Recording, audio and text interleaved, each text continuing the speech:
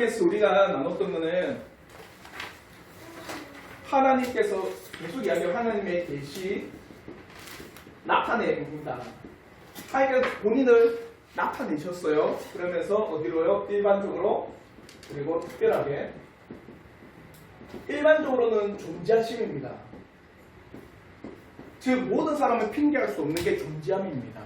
신에 대한 존재, 하나님에 대한 존재, 결코 그는 모든 사람이 핑계할 수 없는 현실이에요. 그러면 일반적으로 모든 자연과 사람을 통해서 하나님이 어떠한 분인지, 한마디로 내가 누굴 안다, 한마디로 안다라고 한다, 이 단어가요 매우 중요한 겁니다. 안다라고 할 때는 단지 표면적으로만 아는 거는 아는 걸까요? 아닙니다. 예를 들어 우리가 내가 내 자녀를 안다, 내가 그 사람을 안다 할 때는 이름을 안다라는 것은 다 아는 게 아닙니다. 그 사람이 무엇을 좋아하는지, 어떤 성향을 가지고 있는지, 또 그분은 어느 대학교를 졸업하고 어느 직장에 다니면서 그렇게 이분에 대한 특성까지도 아는 게 내가 그 사람을 안다라는 거예요. 다른 말로 해서 우리가 어떤 물건에 대해서 어떤 그 물체에 대해서 아니면 동물에 대해서 내가 그 동물 안다 할 때는 사자 그 단어만 아는 게 아닙니다. 뭐 밀림의 왕 사자 아니면은 뭐 있어요? 모르네요. 네, 몰라요. 그러면서 그 사자의 특성, 그 사자가 가지고 있는 성향을 우리가 떠올리는 거예요. 안다는 그겁니다. 하나님에 대해서 안다.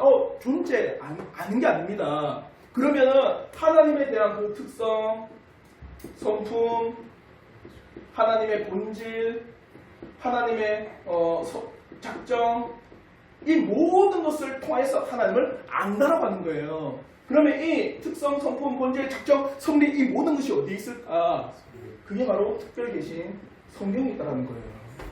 그러니까 할미는 성경을 알지 아니하고서는 그 사람의 구원에 대해서도 모른다고 이야기합니다. 즉 한마디로 내가 성경이라고 하는 이 놀라운 계시의 책을 내가 모른다? 결국 구원이 없다라는 거예요. 왜? 우리가 대여리응답에서 똑같이 했습니다. 우리가 성경이라고 하는 것은 뭐냐? 하나님에 대해서 알도록 하고 하나님이 안다는 무엇을 믿어야 될지, 하나님의 무엇, 하나님의 존재, 하나님의 성품, 본질, 하나님의 작정. 이 작정에는 뭐가 있냐면요. 창조, 타락, 구속. 이게 있다는 거예요. 그러니까 내가 하나님을 안다라는 거, 성경을 통해서 아는 때 무엇을, 하나님이 어떠신 분인지를, 하나님이 또 어떤 성품을 가지고 있는, 하나님이 어떤 일들을 하시는지, 그 모든 창조, 타락, 구속의 모든 것들을 내가 알고 있다. 그러니까 그게 어디 있다는 거예요? 성경에 있다는데 성경을 몰라요. 구원이 없다는 거예요.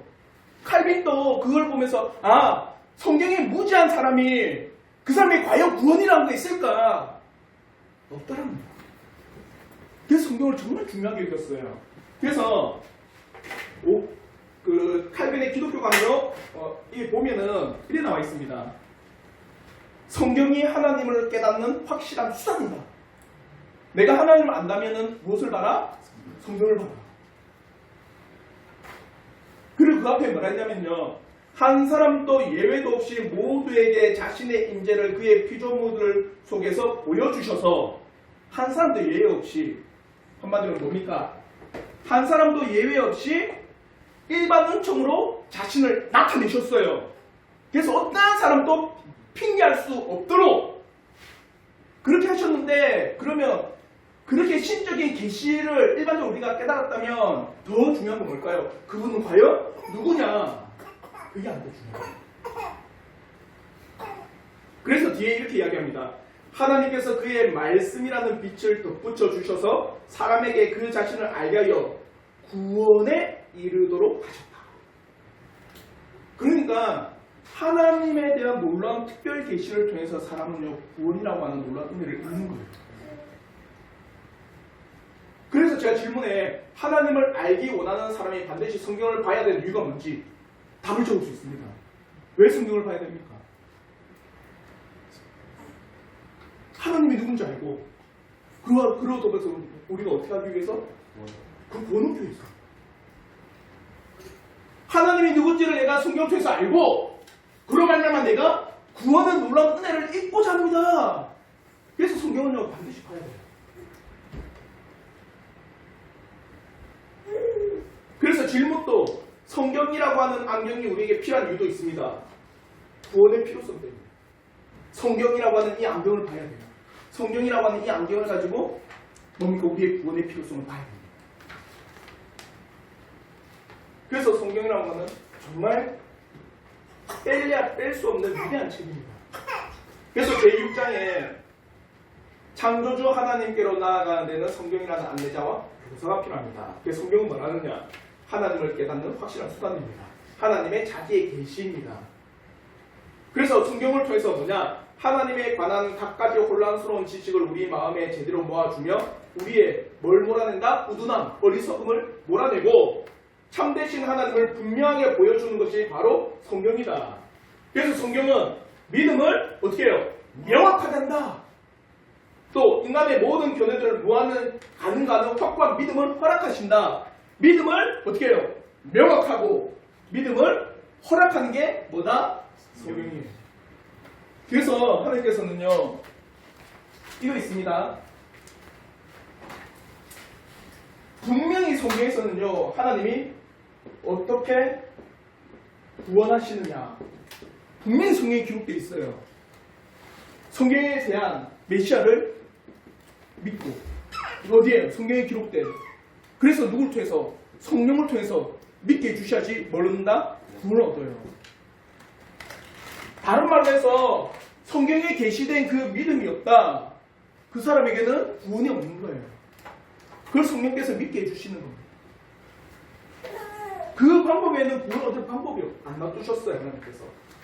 그래서 많은 사람들이 찬양을 통해서 내가 은혜를 입었다. 찬양을 통해서 우리 회복은 되겠죠. 때로는 메말랐던 감정이 회복은 되고 메말랐던 감정이 때로는 하나님의 사랑의 감정으로 일시적으로 승화할 수 있겠죠. 그러나 찬양은 구원의 수단이 아닙니다. 절대 찬양은요 구원의 수단 아니에요. 보십시오.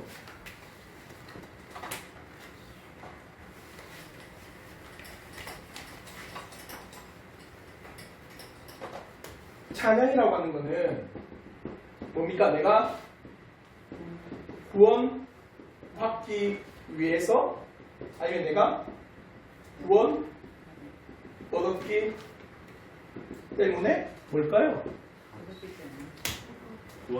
그렇죠. 구원을 얻었기 때문에. 내가 구원을 얻었기 때문에 감사함으로 찬양하고 내가 구원을 얻었기 때문에 하나님의 사랑으로 찬양하고 그래서 성경의 모든 찬양의 그거는요 하나님께서 어떤 일을 행하신 후에 나온 게 다 찬양입니다. 대표적으로 어떤 찬양이 있습니까? 구약에 보면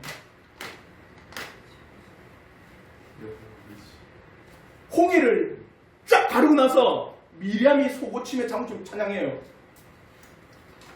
그리고 예수께서 이 땅에 오셨을 때 찬양합니다. 마리아의 찬양. 마리아의 창가라고 하고 한마디로 하나님의 말씀이 계시가 우리에게 비춰줄 때 그에 대해 하나님 앞에 놀라운 은혜로서 우리는요 내 속에서 감사의 찬양이 흘러나옵니다. 그 찬양은요 결코 구원의 수단이 아닙니다. 그 오늘 많은 부분에서 찬양을 어떻게 합니까? 신을 부르는 도구로 이용해요. 결코 아닙니다. 때로 우리의 메마른 감정이 회복되게 하겠죠. 그러나 그는 구원받은 자들이 때로는 세상 가운데 찌들려 살아가다가 어떻게 해요? 때로는 연약해서 넘어질 때 찬양을 통해서 자신의 구원을 되돌이키는 거지 찬양을 통해서 내가 구원을 얻지 않습니다. 이걸 기억하셔야 돼요. 성경에 대한 표현이 제6장에 다양한 표현이 있습니다. 뭐라냐? 안경과 같다. 한마디로 성경에 대해서 뭐라느냐면요 이렇게 이야기합니다. 가령 노인이나 눈이 흐린 사람 혹은 시력이 좋지 못한 사람에게 아무리 훌륭한 책을 내어놓는다 해도 그 사람들은 그것이 좋은 책이라는 것을 인정하면서도 눈이 흐리기 때문에 두 단어도 연달아 읽지를 못할 것이다. 그러나 안경의 도움을 받으면 아주 어떻게 해요? 또렷하게 본다는 겁니다. 여기 거울 보면 안경 끼고 있죠? 안경을 다 끼고 있네. 2명 빼고 전부 다 안경 끼고 있어요. 뚜렷하게 보는 겁니다. 맞죠?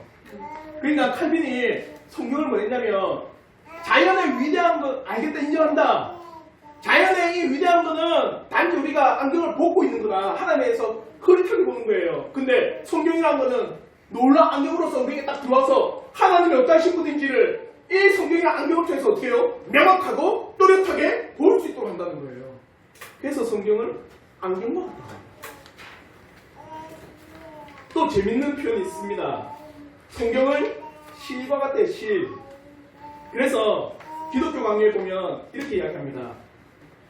말씀이라는 실의 인도를 받지 않으면 하나님의 찬란한 모습이 우리에게 마치 도저히 설명에 불가능한 미로와도 같아지기 때문에 그 말씀의 길을 따라 쩔뚝거리며 걷는 것이 차라리 그 길 바깥에서 온 힘을 다해 달리는 것보다 나은 것이다. 이 말이 뭐냐면 여러분 혹시 그 정원 같은 데 보면 미로 같은 데 보이죠? 그러면 어디에 갈지 모르는 겁니다. 근데 어떤 영화 보면은 자기 몸에다가 뭘 감아요? 밧줄을 감아갖고 걸어가요. 그걸 땡길 때 그 밧줄을 따라 사람들이 어떻게 합니까? 따라섭니다. 성경은 그 실과 같다는 거예요. 우리는요, 그 실이 없으면 어떻게 됩니까? 길을 잃고 미로에서 살아간다는 거예요. 한마디로 허우적거리는 겁니다.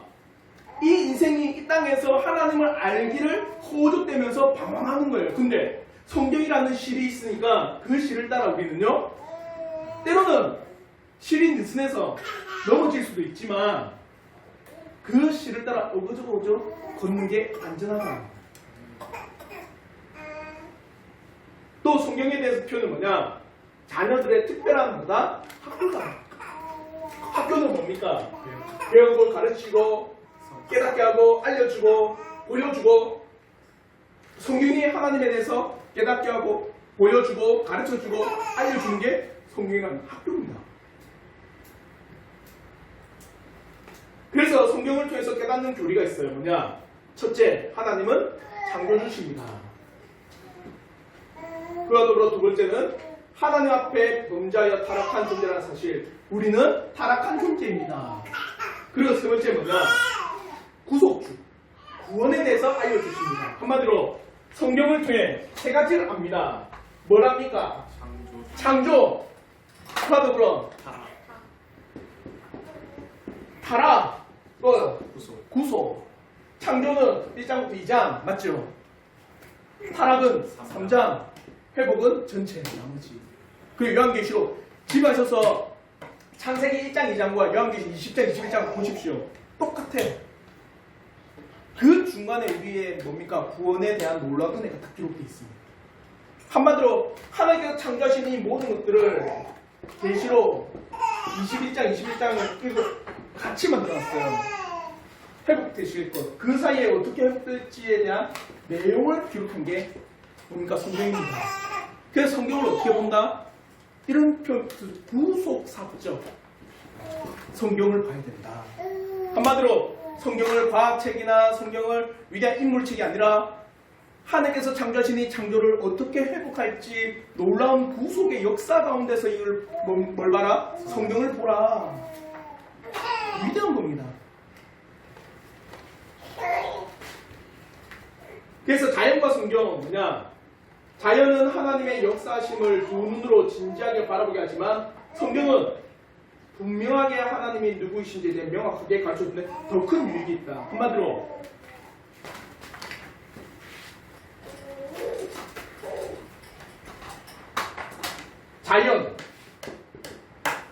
자연을 통해서 신의 존재.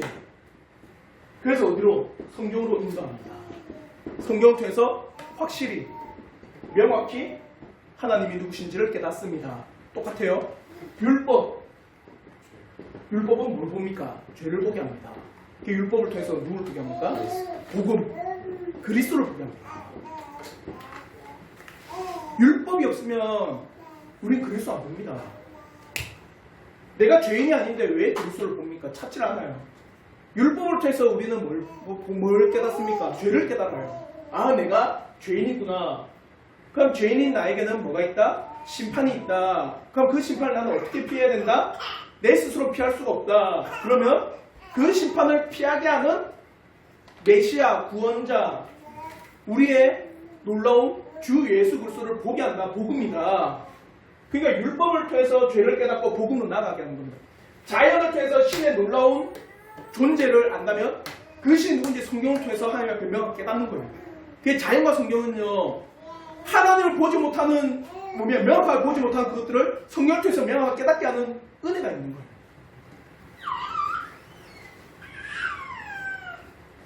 그러므로 맨 밑에 빨간 글씨에 보면 성경이 없이는 오류에 빠질 수밖에 없음. 성경을 우리가 외면하고 무시한다면 결국 어둠에 쌓인 영혼은 오류와 미신에 빠질 수밖에 없습니다.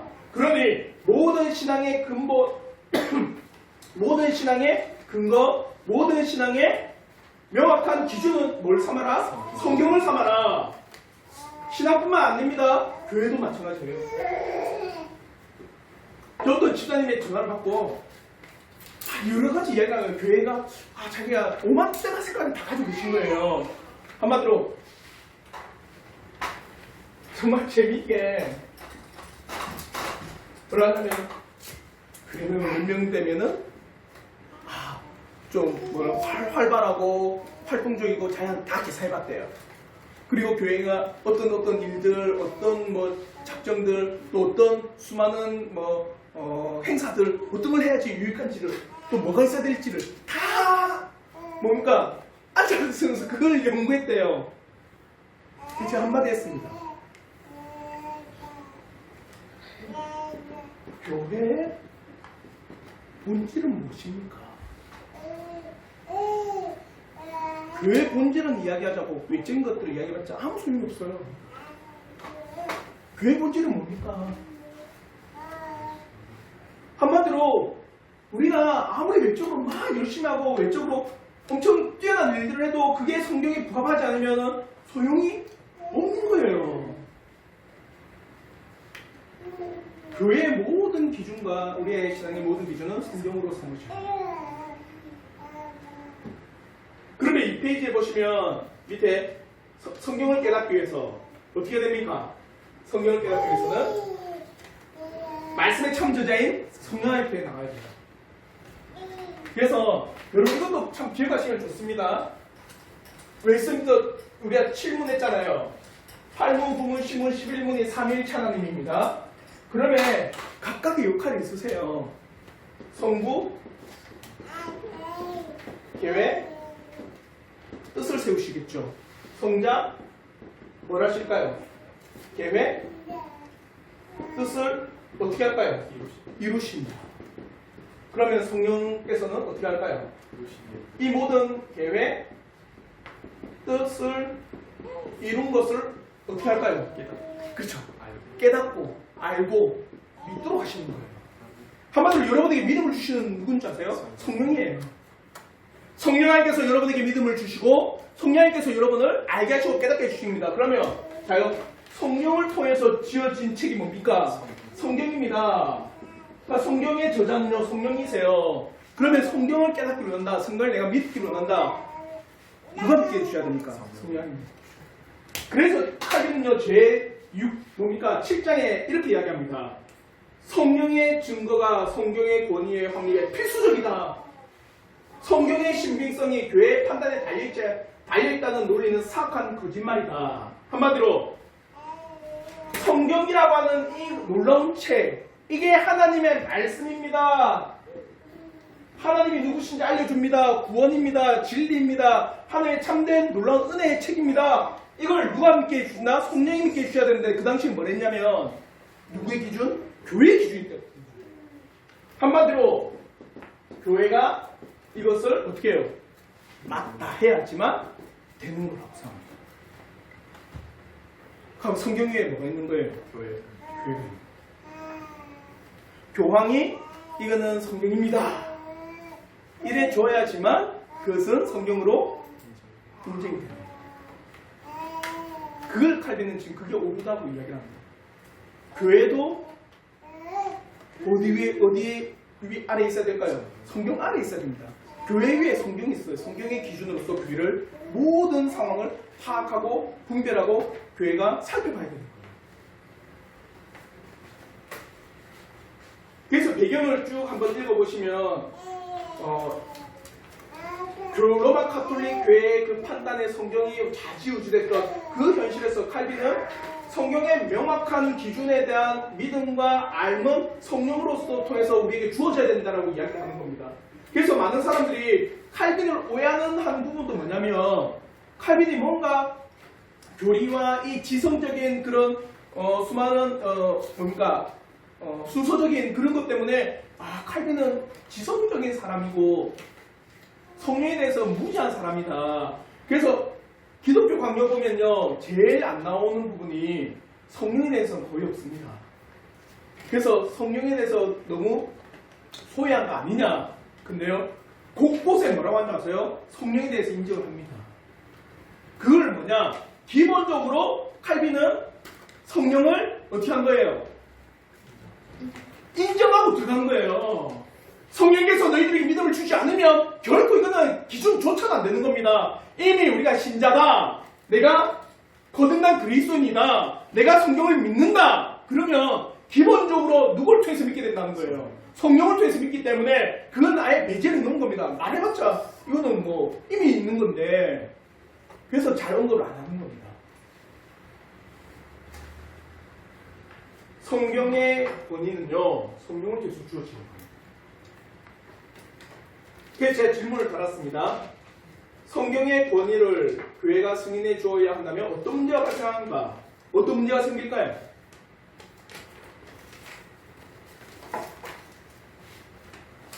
어떤 문제가 생길까?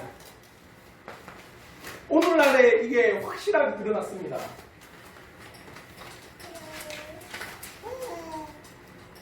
성경의 권위를 교회에게 두면은 잘 봐요. 성경 위에 교회가 있습니다. 교회는 뭐라 할까요? 주일날 말씀을 선포하죠.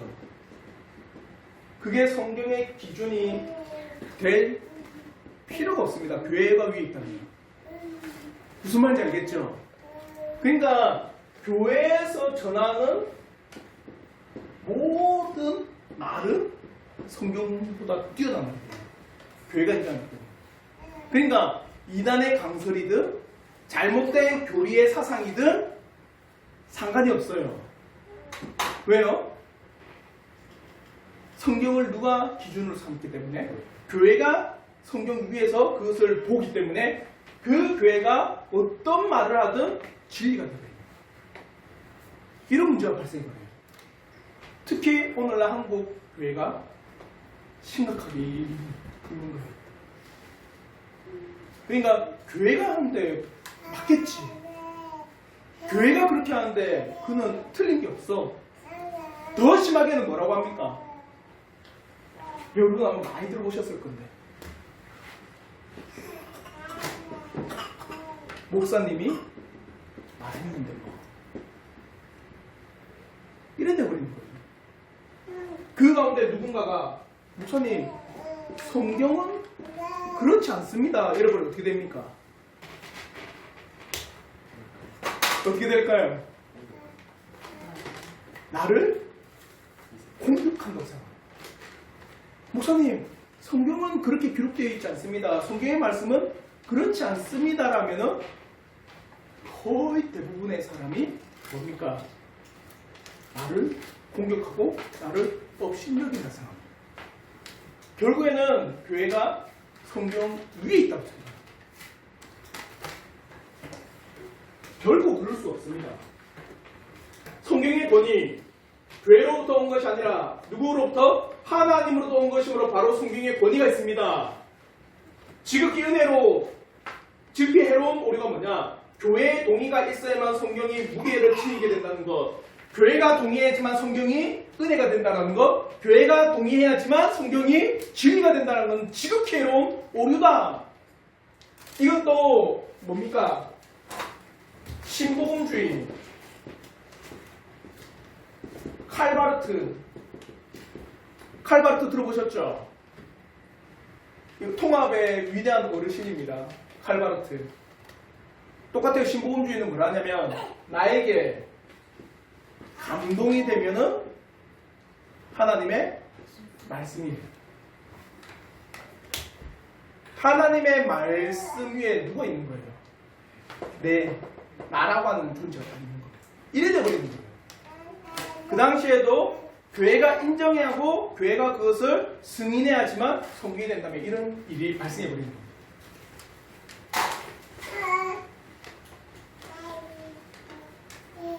성령으로 감화된 지식, 즉 성령의 감동에 순종하는 지식만이 하나님이 주시는 참 지식입니다.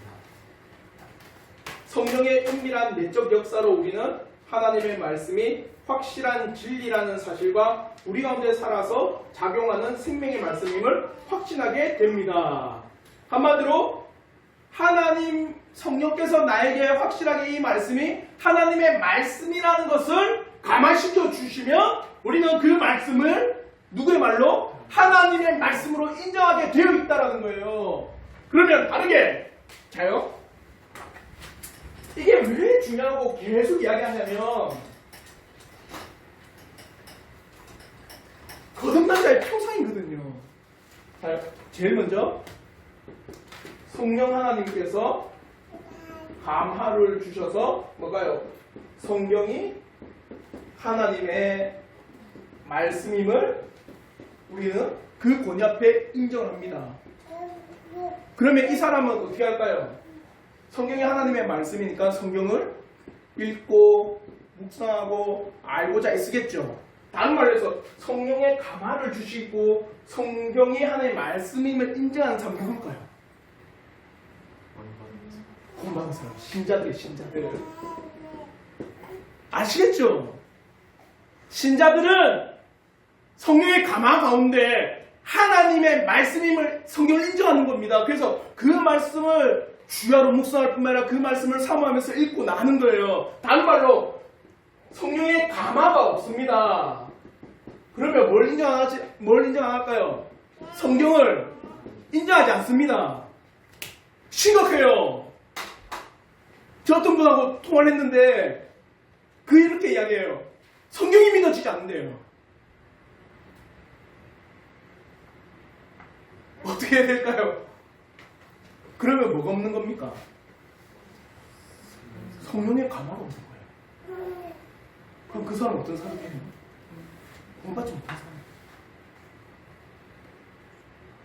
그래서 이게 정말 중요한 거예요. 성령의 감화가 있다. 그 사람에게는 내적 소명, 하나님의 내적 부심이 있는 겁니다. 그래서 그 말씀의 권위 앞에 자신이 순복하고 순종하는 겁니다. 그러니까 결국에는 말씀에 순복하고 말씀에 복종하는 사람은 어떤 사람이 일어나는 거예요? 신자예요. 신자만이 그렇습니다. 그래서 말씀 앞에 늘 자기를 자복한다. 말씀이 살고 나는 죽는다. 내가 십자가에 못 박히고 말씀이 살아가길 바랍니다. 왜요? 그게 하나님의 말씀이기 때문에. 신자만 가능합니다.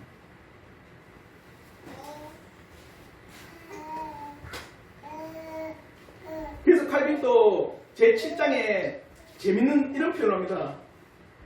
성경을 하늘로부터 온 것으로 여길 때야 마치 하나님의 살아있는 말씀이 직접 들리는 것처럼 여길 때 비로소 신자들이 성경의 완전한 권위를 인정하게 될 것이다. 다른 말로 해서 성경을 하늘로부터 온 것임을 인정하지 않는다.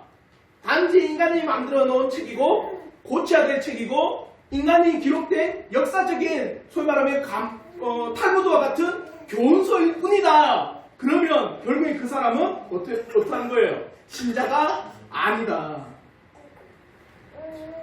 성경의 권위를 인정하지 않는 사람들이에요.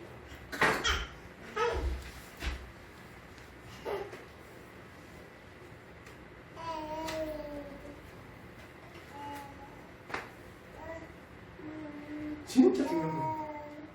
성경의 놀라운 그 감화라고 하는 것은 사람이 하는 게 아니라 누구? 성령께서 하시는 거죠. 성령께서 그 놀라운 은혜의 감화를 주시고 우리는 그 성경에 놀라운 은혜 가운데. 그러면 제 8장은 뭐냐? 다시 다른 하나 더 읽어드릴게요. 성령의 증거가 되는 성령의 내적 조명이 필수적이다까지 이야기를 하시는. 여기서 우리는 조금 전에 말한 내용, 곧 교리의 근원이 하나님께 있다는 것을 없이 확신하기 전에 교리에 대한 믿음이 생겨나지 않는다는 것을 반드시 기억해야 된다. 그리고 성경에 대한 최고의 증거는 일반적으로 하나님께서 친히 그 속에서 말씀하신다는 사실에서 비롯된다. 한마디로 성령의 내적 조명이 아니고서는 결코 그 사람은 성경을 인정하지 않는다. 성령의 조명은 반드시 있어야 된다는 거예요. 필수입니다. 그래서 구원도 마찬가지예요. 구원도 뭘 가지고? 하나님의 말씀을 가지고 누가? 성령께서 역사하시고. 그래서 믿음이 생기는 겁니다. 오늘날에 많은 사람들이 뭘 뺍니까? 그렇죠. 말씀을 빼고 성령을 이야기하는데 이 성령 어떻게 받아요? 어떻게 받습니까? 보여드릴까요? 많이 보셨죠? 찬양하면서 뛰고 땀 뻘뻘 흘려가면서 뭔가 무아지경에 이르면은 황홀경에 빠질 것 같고, 그래서 뭡니까? 이 공간이 나왔고 내가 이 공간 갖고 막 하나가 혼연일체된 것처럼 저기 혼미해요. 그러면 그 사람들 대부분 뭐라잖아요? 성령 받았다 이랍니다. 하면은 그걸 미신이라고 보여요. 마치 여한이가 아주 해맑게 웃고 있습니다. 성경과 성령을 빼고는 구원이라는 믿음 없습니다. 성령께서 가마를 주셔야 된다. 그러면서 제8장 성경의 신빙성은 인간의 이성의 본주 내에서도 충분히 입증된다. 한마디로 성령 하나님의 그런 놀라운 역사 외에도 또 그것을 또 어떻게 우리의 생각하는 이성의 사고 가운데서도 성령께서는 역사하셔서 인정하게 만들어 주시는 거예요. 그래서 수많은 이야기합니다. 고대성, 성경은 그것을 기록한 인간의 저자의 특성, 성경의 저자들의 예언의 영을 받아 이미 된 일뿐만 아니라 앞으로 될 일도 기록하였다는 것. 한마디로 되어진 일은 다 기록할 수 있어요. 예를 들어 우리나라 역사를 기록할 때 1910년 강제병합이 있었고, 아니면 그 이전에 1392년에 조선이 세워지고 1592년에 뭡니까? 임진왜란 일어나고, 그리고 1910년에 한일 강제병합되고 1945년에 해방되고 다 기록할 수 있습니다. 이거는요. 배우면 되어진 일을 다 기록할 수 있어요. 그러나 중요한 건 뭡니까? 되어질 일을 기록한 거는 어려워요. 혹시 그것을 기록할지라도 어떻게 돼야 됩니까? 그 되어질 일이 이루어져야 돼요. 그게 인정이 됩니다. 근데 성경은 어때요? 되어진 일뿐만 아니라 되어진 일들까지도 기록함으로써 그것이 이루어짐을 계속 이야기합니다. 그리고 넷째, 성경의 가마려. 우리가 웨스트 대열입니다 할 때 사람이 회심한 것은 어디에 가마를 받아서? 성경을 통해서. 그 어떤 것도 죄인 같은 사람을 돌이킬 수 있는 가마력이 없다. 성경을 통해서만 그 사람이 가마력을 얻고 돌이키는 은혜가 있다. 이렇게 이야기합니다.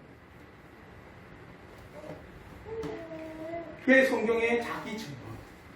그것 중에서 많은 사람들이 생각할 때 과연 성경은 위대한 책이고 하나님의 말씀임이 확실합니다.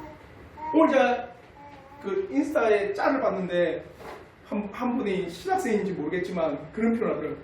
많은 사람들이 성경을 원본에 없다고 오류라고 하지 않습니까? 그러면서 비슷한 말이에요. 세상의 수많은 사람들이 페르시아의 역사도 헤로도투스 역사에서 있어 따왔거든요. 그리고 그것을 많은 사람들이 실제 있었던 역사를 인정하지 않느냐. 근데 헤로도투스 역사서는 원본이 있다 없다? 없습니다. 사본은 몇 개? 9개밖에 안 돼요. 성경은 사본이 몇 개입니까? 24,000개예요.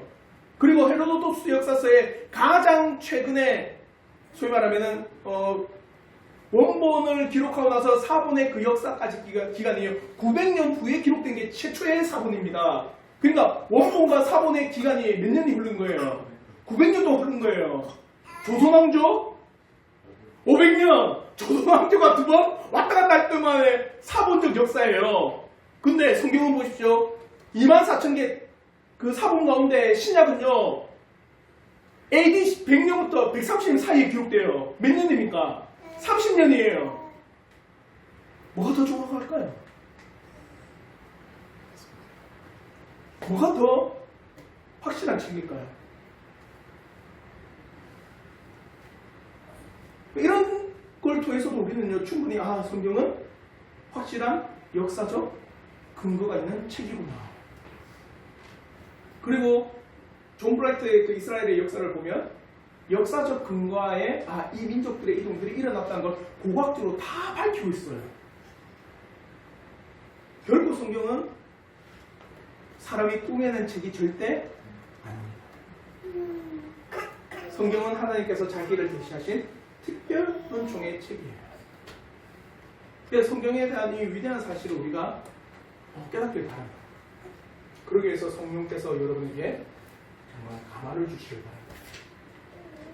그렇게 감화를 받은 사람은 늘 성경을 어떻게 할까요?